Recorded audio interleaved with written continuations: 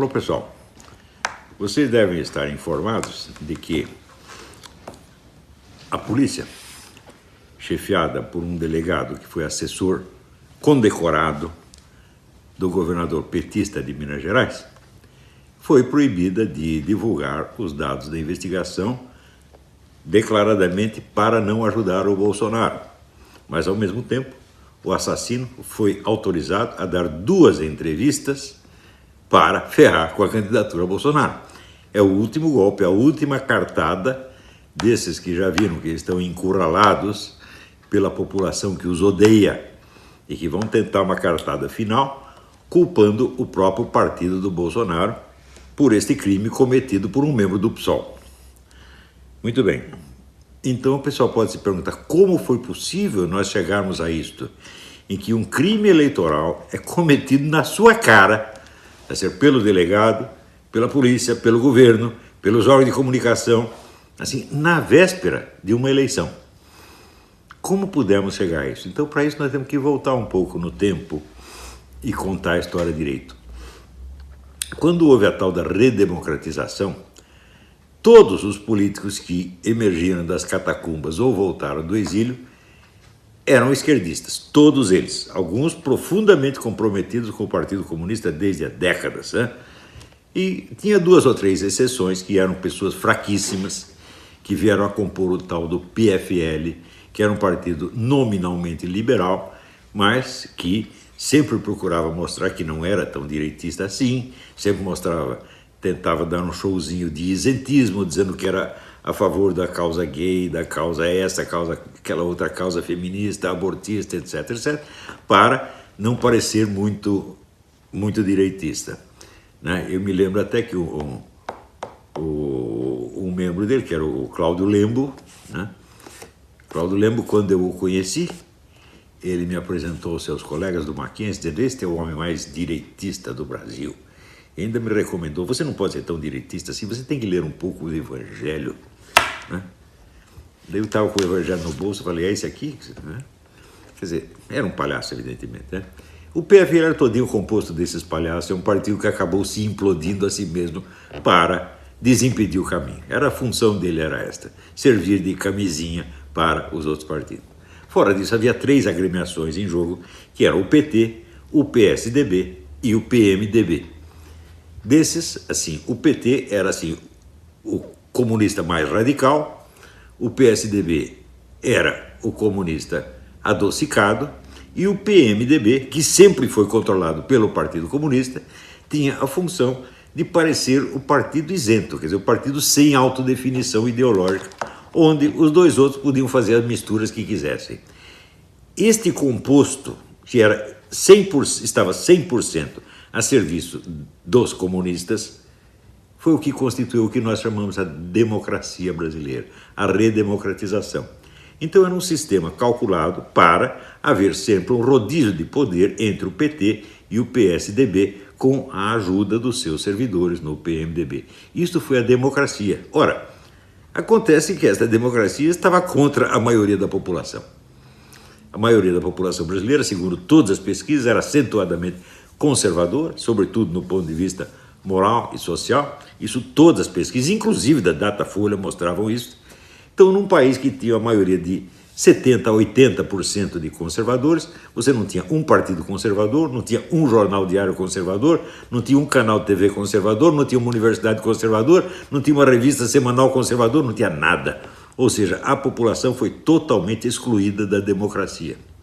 No entanto, essa democracia, ela tinha a seu favor a estabilidade, ela funcionava, ela tinha eleições e parecia que estava tudo normal, vamos dizer, de um certo ponto para cima. Aqui embaixo estava tudo, né, todo mundo oprimido, sem ter meios de expressar a sua opinião, mas lá em cima estava muito bem, era a democracia deles. Essa democracia foi muito bem vendida internacionalmente, mesmo porque todos esses políticos tinham um certo prestígio internacional e nós sabemos que o comunismo é uma rede internacional. Comunismo e socialismo são redes internacionais, não são partidos nacionais.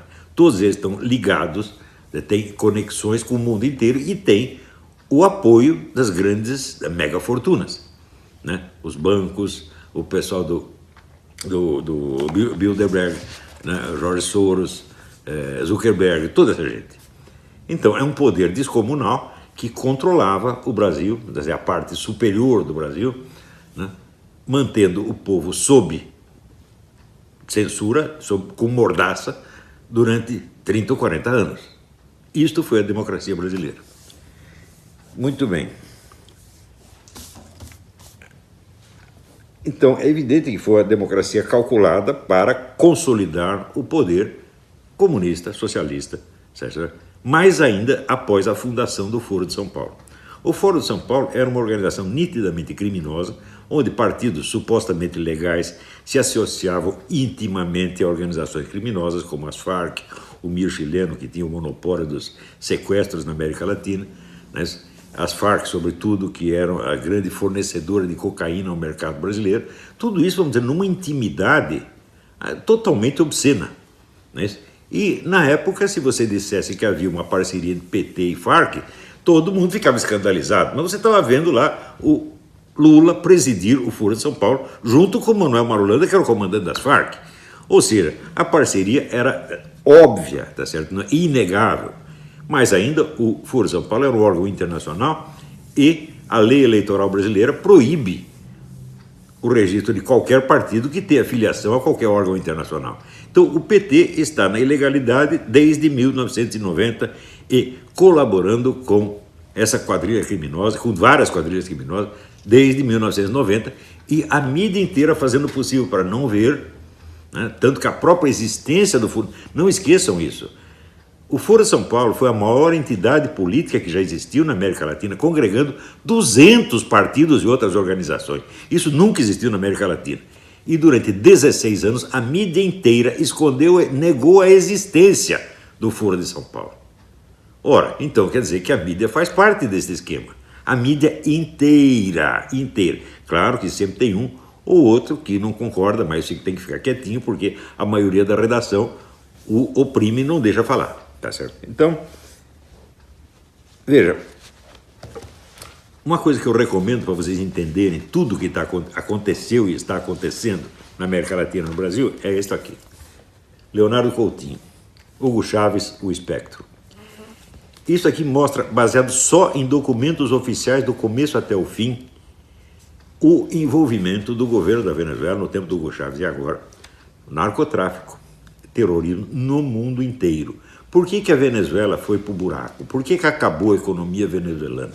Porque o Hugo Chávez, que se elegeu prometendo restaurar a economia, destruiu tudo, financiando o terrorismo e narcotráfico no mundo inteiro, com a ajuda do seu Lula e do PT. Então, esta gente está envolvida numa rede criminosa de tamanho descomunal. Tanto que condenaram o Lula por causa de um sítio ou de um apartamento é ridículo. Né? Isso aí é a mesma coisa que você condenar o Stalin porque o Stalin peidou. Né? A proporção é esta. Quer dizer, estão pegando os crimes pequenos porque os grandes são grandes demais e todo mundo tem medo de mexer nisso. Então, não deixem de ler esse livro. Agora, este camarada aqui, ele era repórter da Veja. E ele conta, eu vou dar aqui só ler 2 linhas, só para você ter ideia de como é que são as coisas. Em abril daquele ano, 2001, a revista Veja publicou uma capa sobre a presença de extremistas islâmicos no Brasil. Alguns deles eram procurados em seus países de origem por terem realizado atentados. Outros eram identificados como membros ativos dessas organizações. Assinada por mim e pelo fotógrafo Manuel Marques, a reportagem se baseou exclusivamente em documentos oficiais. Coube-nos localizá-los e mostrá-los no seu novo habitat. O trabalho provocou 2 efeitos. Levou-me a ser mal falado entre os colegas de redação nas mesas de bar. Esse é um dos efeitos, o outro não interessa. Veja, a classe jornalística é 100% cúmplice desta coisa. São todos criminosos, gente, não estou brincando. Então, se você ainda tem um pingo de confiança em Folha de São Paulo, Globo, Estadão, Veja, você está sendo simplesmente enganado, porque faz parte do esquema para manter no poder PT e PSDB contra a vontade expressa da maioria da população. E para dar a essas organizações os meios de cometer todos os crimes que desejem, sem jamais ser punidos. E esses crimes não é assim, uma compra ilegal de um apartamento ou de um sítio. Não, esses crimes são terrorismo e narcotráfico. Essa gente está matando milhões de pessoas no Brasil. São genocidas, todos eles. E é esse esquema que está defendendo esses partidos, com a cumplicidade, inclusive, de pessoas que se dizem conservadoras, tipo Alckmin e outros, né? Alckmin, Amoedo, né? Partido Novo, essa porcariada toda. Tudo isso está dentro de um maior esquema criminoso que já existiu no continente. Quando fala esquema criminoso, não é assim, propina, não é dinheirinho que escorregou daqui para lá. Não, gente, é genocídio, é morticínio, é genocídio, é terrorismo. Então, é claro que eles têm que se defender, porque eles sabem que quando o Bolsonaro for eleito, eles serão investigados e punidos. Eles não podem permitir que isso aconteça de jeito nenhum. Então estão se apegando a tudo, inclusive a este crime eleitoral explícito, descarado e obsceno que será colocar este seu Adélio, esse criminoso, na televisão, na véspera da eleição, para prejudicar um candidato.